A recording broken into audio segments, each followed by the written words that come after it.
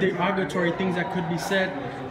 Was anything derogatory said during the Mayweather Mcgregor press conference? Did anything bother you? Yeah, I didn't like the tone of it. I thought it went over the top with the F-bombs and everything else. I just don't think we need to do that all the time in order to promote something. I mean, I know they're promoting it, and I understand. You know, they're trying to go with a certain force and to a certain market. You know, but I think they should give more credit to those people in that market than they gave in those press conferences. That you don't have to get their attention by cursing. I think that's insulting to a lot of those people. You get their attention by promising a good action and promising your best, but you don't have to curse in order to get their attention and to get their reaction to come to a fight. Will we get good action? I don't think so. I don't think so, because I mean, Floyd. I mean, look, Floyd's 40 years old. He's not a prime Floyd.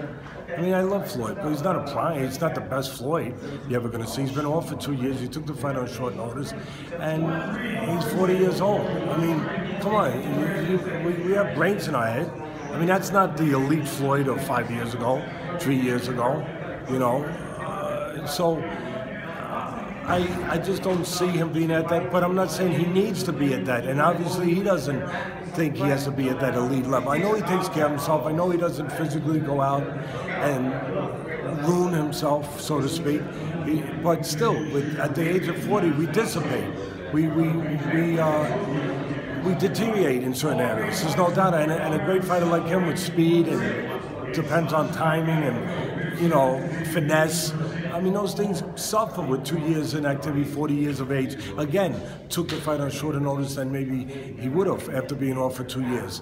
So I don't think you're going to get a prime Floyd. And let's be honest, McGregor, as far as boxing skills go, you know, he's not a professional boxer.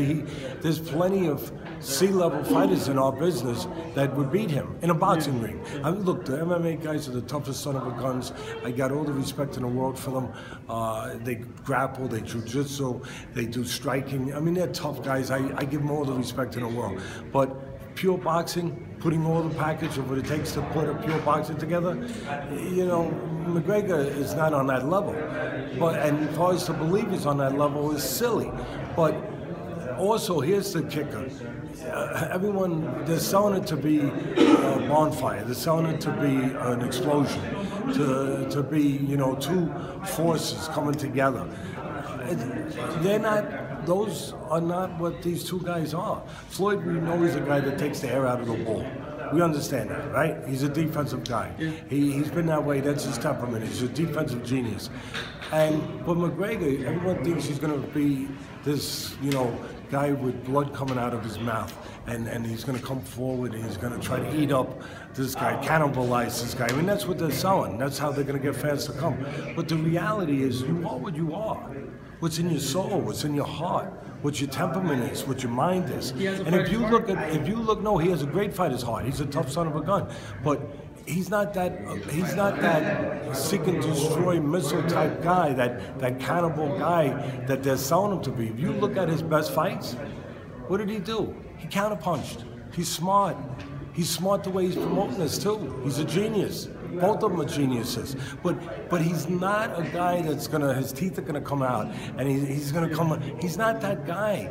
All his best fights, he landed his left hand, which he punches with his left hand, his southpaw power, but he did it off counters. He let the other guy walk in. He set traps. In other words, he did what Floyd does. Oh my God. News memo to you out there. Oh my God. He thinks like Floyd. Is that a revelation? Is that a shock to the system of people to hear that? Well, look at the tapes if you don't believe it. So if he's consistent with that, and he goes in there and he's going to be careful and thoughtful, which he has shown in his biggest fights, does that add up to something exciting to you? I ask you a question. Does it? Yeah. Does it? Does it? I think. Does it? I think you can argue it will. I mean, With he's what taking I the just, proper measurements. So in other words, he brought him Kalima and Najee to sparring. But what does that got to do with who you're sparring with what your temperament is, with what's inside you, with who you are, with the way you think, with the way you act and behave when the moment comes? If he's a careful guy, he's going to be a careful guy. See you later, buddy.